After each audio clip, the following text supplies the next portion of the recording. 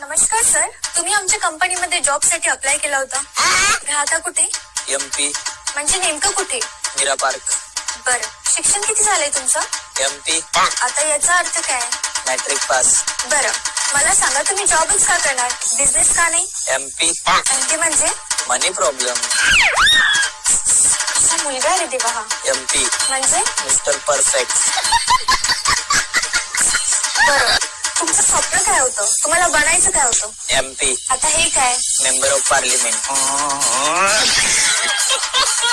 तुमचं शिक्षण कुठून पूर्ण झालंय? कोणत्या कॉलेजमधनं?